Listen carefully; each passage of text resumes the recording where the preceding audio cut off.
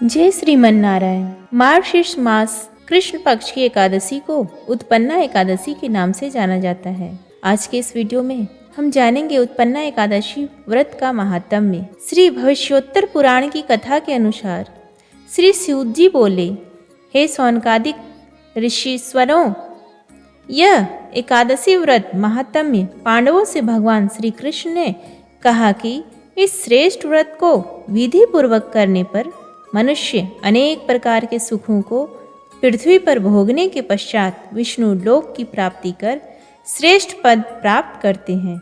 उसी श्रेष्ठ व्रत के लिए जानने की इच्छा से अर्जुन ने भगवान श्री कृष्ण से पूछा, हे केशव, हे जनार्दन, इस एकादशी व्रत के करने का क्या महात्म्य है और इस व्रत के करने से क्या पुण्य प्राप्त होता है तथा इसके करने की क्या विधि है, वह सब विस्तार सहित मुझसे कहिए।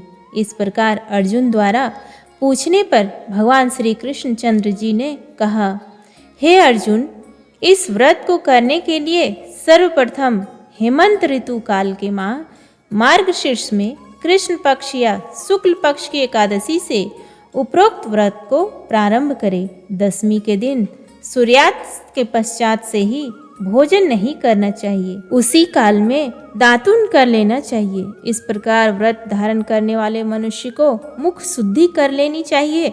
दूसरे दिन अर्थात एकादशी के दिन प्रातः काल संकल्प नियम के अनुसार समस्त कार्य करना चाहिए। मध्यकाल दोपहर में उत्तम, मध्यम, अधम जलाशय में जैसा कि शास्त्र में कहा गया है स्नान करें। क्रमशः ये तीनों प्रकार के जलाशय नदी, तालाब, बावड़ी आदि में स्नान करें। यही उपरोक्त शास्त्र द्वारा जलाशय कहे जाते हैं। यदि यह सब उपलब्ध ना हो तो किसी अच्छे कूप पर विधि पूर्वक जल से स्नान करना चाहिए, किंतु स्नान करने से पूर्व मृत्तिका मिट्टी से शरीर को शुद्ध कर लेना चाहिए और मन, वचन तथा कर्म से कहे, हे पृथ्वी माता, तुम मेरे पूर्व जन्म के समस्त पापों को नष्ट कर दो। हे माता, तुम्हारे द्वारा मेरे समस्त पाप मुझसे छूट जाएंगे और मैं परम गति को प्राप्त होऊंगा। इस प्रकार कहता हुआ शरीर को पवित्र कर ले। तत्पश्चात स्नान करके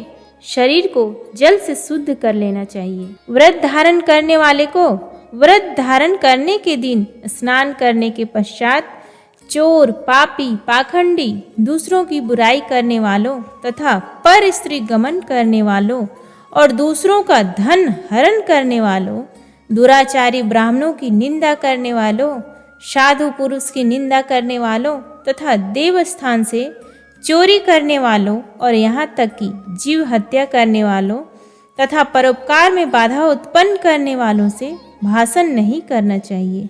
यदि अनभिज्ञता में ऐसे मनुष्य से कोई किसी प्रकार का भाषण हो भी जाए तो उसके लिए व्रतकर्ता को प्रायश्चित करने के लिए सूर्य नारायण के दर्शन कर लेना चाहिए। इस प्रकार शास्त्र विधि से नियम का पालन करने के पश्चात धूप, दीप, नैवेद्य से गोविंद भगवान का पूजन करना चाहिए।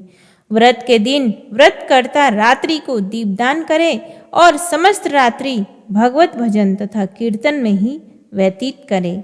इस दिन व रात को नींद और स्त्री संग त्याग कर देना चाहिए। आवश्यक है यह सब कर्म श्रद्धा और भक्ति सहित करने चाहिए। व्रत के दिन ब्राह्मणों को श्रद्धा सहित दक्षिणा देकर अपनी त्रुटियों की क्षमा याचना करें। व्रत करने वाले धार्मिक जनों को कृष्ण पक्ष और शुक्ल पक्ष की दोनों एकादशियों में कोई अंतर नहीं समझना चाहिए। अब इसका फल सुनिए।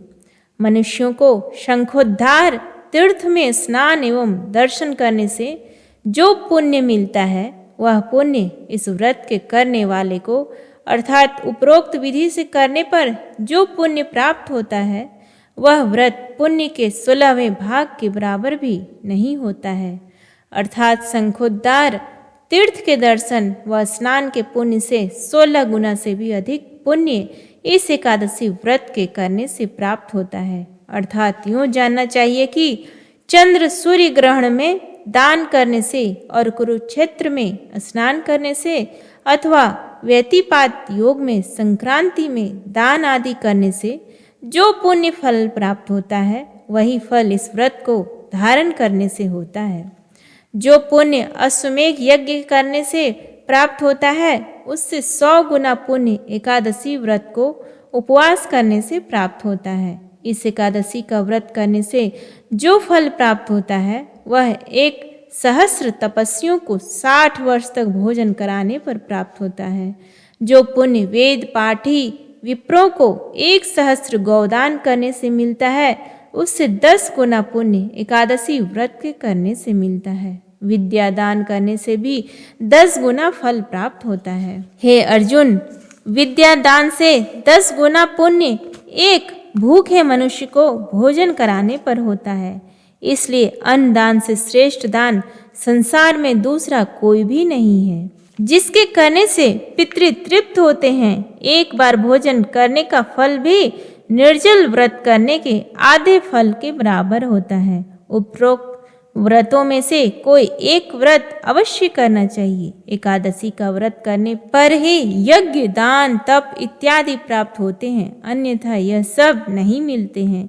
अतः एकादशी का व्रत अवश्य करना चाहिए। इस व्रत के अंदर शंख से जल पीना तथा आचमन करना वर्जित है। मछली, सूअर तथा अन्न यह सब एकादशी व्रत में वर्जित होते हैं। श्री कृष्ण जी के द्वारा इस प्रकार कहे जाने पर अर्जुन ने विनय पूर्वक पूछा, हे जनार्दन, आपने इस एकादशी के व्रत को अनेक तीर्थों तथा अनेक दानों के पुण्य फल से भी अधिक कहा है, सो ऐसा क्यों है? कृपया विस्तार पूर्वक बताएं। भगवान श्री कृष्ण बोले, हे अर्जुन, सतयुग में मूर नाम का एक महाभयंकर दैत्य हुआ था। उस मूर दैत्य के कारण सभी देवता भयभीत रहते थे। उस दैत्य ने इंद्र आदि देवताओं को परास्त करके उनके लोकों पर अपना अधिकार बलपूर्वक कर लिया था। तब अति विकल और दुखी हो इंद्र तथा देवताओं ने भगवान शंकर जी से प्रार्थना की कि हे महादेव जी, हम लोग मूर दैत्य के द्वारा दुख को प्राप्त हो मृत्यु लोक में निवास कर रहे हैं। कृपा करके आप हमारा इस दुख से उद्धार कीजिए। तब इंद्र के प्रार्थना करने पर उमापति भगवान शंकर जी ने कहा, हे देवेंद्र, आप अपने दुखों से छुटकारा पाने के लिए भगवान विष्णु की शरण में जाइए। तब इंद्रादिक सभी देवता भगवान विष्णु के पास क्षीर सागर पर गए, जहाँ वह शयन कर रहे थे। वहाँ पर देवताओं सहित इंद्र ने भगवान विष्णु की स्तुति की। हे देवों के देव देवताओं द्वारा स्तुति करने योग्य हम आपको बारंबार प्रणाम करते हैं। हे मधुसूदन, हे दैत्य संहारी, हे जगन्नाथ, समस्त देवता दैत्य के कोप से भयभीत होकर आपकी शरण में आए हैं। अतः हे दया सागर, आप अपनी शरण आए की रक्षा कीजिए। आप ही सबके माता पिता तथा संपूर्ण संसार के रक्षक, कारक तथा कर्ता हैं। आप ही इस जगत के उत्पन्न करता, पालन करता और संहार करता है। आप ही वह ब्रह्म है जो सृष्टि रचयिता कहलाते हैं। आप सर्वव्यापक हो, अंतर्यामी हो, सूर्य चंद्र अग्नि हव्य मंत्र तंत्र यजमान हो। आप ही शरण आए हुए को रक्षा करने वाले हो।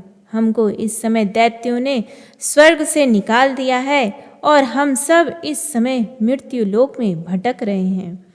हे दीन बंधु, अतः आप ही अब हमारी रक्षा कीजिए। हम सब आपकी शरण आए हैं। श्री विष्णु भगवान ने कहा, हे देवताओं, वह कौन सा दैत्य है जिसने देवताओं को दुख दिया है और वह किस स्थान पर रहता है? यह सब सत्य सत्य भय छोड़कर कहो। इंद्र ने कहा, हे मधुसूदन, ब्रह्मवंश में नाड़ी जंग नाम का एक दैत्य हुआ था। उसका ही पुत्र मूर दैत्य हुआ है, जिसने समस्त देवताओं को कष्ट दिया है। वह चंद्रावती नगरी में निवास करता है, जिसने अपने बाहुबल तथा आसुरी बल से समस्त विश्व को जीत लिया है। वह स्वयं ही लोकपाल बन गया है। चंद्रमा, सूर्य, यम, वरुण, इंद्र आदि का सभी स्थान स्वयं ने ले लिया है। हे कृपा सिंधु, आप उस भयानक बलशाली दैत्य को मारकर देवताओं की रक्षा कीजिए। देवताओं की विनय सुनकर भगवान विष्णु ने कहा, हे देवताओं, आप सब चंद्रावती नगरी में जाकर उस दैत्य से युद्ध करो, मैं भी वहां शीघ्र आता हूँ। विष्णु की आज्ञा मानकर देवता चंद्रावती नगर में आकर मूर दैत्य से युद्ध करने लगे, परंतु वे युद्ध में एक क्षण भी न ठहर पाते थे। उस समय भगवान विष्णु भी देवताओं की सहायतार्थ चंद्रावती नगर में जा पहुंचे। तब भगवान विष्णु के साथ युद्ध प्रारंभ होते ही सब के सब दैत्य अनेक अस्त्र शस्त्र धारण कर भगवान विष्णु पर युद्ध करने को झपटे। भगवान विष्णु भी अपने गदा चक्र से राक्षसों के अस्त्र शस्त्रों को काट काट कर गिराने लगे और अनेक दैत्यों को सदैव के लिए मृत्यु के मुख में डाल दिया। किंतु दैत्यराज मूर निश्चल भाव से विष्णु के साथ घोर युद्ध कर रहा था। भगवान विष्णु द्वारा चलाए गए सभी अस्त्र शस्त्र मूर दैत्य के तेज से नष्ट होकर पुष्पों के समान गिरने लगे। तब दोनों में मल्ल युद्ध होने लगा। इस प्रकार भगवान विष्णु देवताओं की रक्षा के लिए उस मूर दैत्य से 1000 वर्ष तक युद्ध करते रहे, किंतु उस दैत्य पर विजय प्राप्त न कर सके। तब अंत में भगवान विष्णु शांत हो हेमवती गुफा में बद्रिका आश्रम में चले गए। भगवान विष्णु उस गुफा में शयन कर रहे थे, तभी वह मूर दैत्य भी उन्हें मारने के लिए उनके पीछे पीछे वहां पहुंचा। वहां पर विष्णु को सोया देखकर मूर दैत्य ने सोचा, आज इस अपने चिर शत्रु को मारकर सदैव के लिए निष्कंटक हो जाऊंगा। हे अर्जुन, जब वह दैत्य मारने को हुआ तो मेरी देह से एक कन्या उत्पन्न हुई। वह रक्षा करने के लिए दैत्य से युद्ध करने लगा। वह दैत्य भी कन्या के साथ लगातार युद्ध करता रहा। उसी बीच कन्या ने युद्ध करते करते दैत्य को अस्त्रहीन कर रथ को तोड़ डाला। तब तो मूर दैत्य क्रोध कर उस कन्या के साथ मल्ल युद्ध करने लगा। तब उस कन्या ने धक्का मारकर मूर दैत्य को पृथ्वी पर पटक दिया, जिसके कारण मूर दैत्य मूर्छित होकर पड़ा रहा। जब उसकी मूर्छा हटी तो कन्या ने उस दैत्य का सिर काट लिया। मूर दैत्य के मरते ही सब दैत्य पातालपुरी को भाग आए। विष्णु भगवान जब निद्रा से उठे तो दैत्य को मरा हुआ देख आश्चर्य से सोचने लगे कि इस दैत्य को किसने मारा है। तब उस कन्या ने हाथ जोड़कर कहा, हे भगवान, यह दैत्य आपको मारना चाहता था, इसलिए मैंने आपके देह से उत्पन्न हो इस दैत्य का वध कर दिया है। कन्या की बात सुन प्रसन्न हो भगवान विष्णु ने उससे मनवांछित वरदान मांगने के लिए कहा। कन्या ने वरदान मांगते हुए कहा, हे प्रभु, जो मेरा व्रत धारण करे उसके समस्त पापों को नाश का होकर वह स्वर्ग को प्राप्त हो। मेरे व्रत का आधा फल रात्रि को और उसका आधा फल एक समय भोजन करने वाले को प्राप्त हो, और इस व्रत का करने वाले प्राणी धन से परिपूर्ण हो, अंत में आपके धाम में जाकर बस करें। कृपा सिंधु, आप मुझे यही वरदान दीजिए। कन्या की बात सुन भगवान विष्णु ने कहा, हे कल्याणी, ऐसा ही होगा। हे कन्या, तू आज एकादशी के दिन उत्पन्न हुई है, इसलिए आज से तेरा नाम उत्पन्ना एकादशी कहा जाएगा। जो मनुष्य तेरे इस दिन के व्रत को धारण करेंगे वे निश्चय ही पाप मुक्त हो मेरे धाम को प्राप्त होंगे। आज से तू मेरे लिए तीज, आठें, नौमी तथा 14 से भी अधिक प्रिय रहेगी और सब तीर्थों से अधिक तेरे व्रत का फल होगा। इस प्रकार वरदान देकर भगवान वहीं पर अंतर ध्यान हो गए। तब वह कन्या भी वर पाकर अत्यंत प्रसन्न हुई। हे अर्जुन, इसी कारण इस उत्पन्ना एकादशी के व्रत का फल सभी तीर्थों के फल से श्रेष्ठ कहा गया है। इस व्रत के धारण करने वाले के शत्रुओं का नाश होता है, विघ्न दूर हो जाते हैं और सिद्धि की प्राप्ति होती है।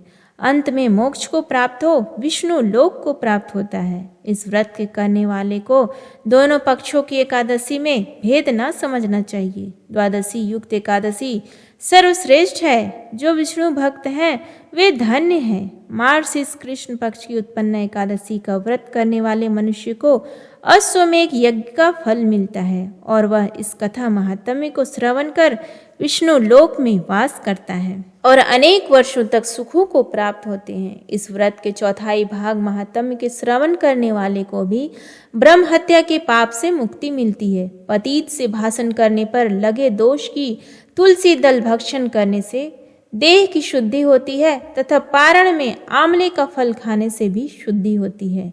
यदि कोई भारी संकट आ जाए तो जल से पारण करके भोजन करने पर पुनर्भोजन का दोष नहीं रहता। उम्मीद है आपको आज का ये वीडियो पसंद आया। प्लीज़ वीडियो को लाइक करें, शेयर करें। धन्यवाद।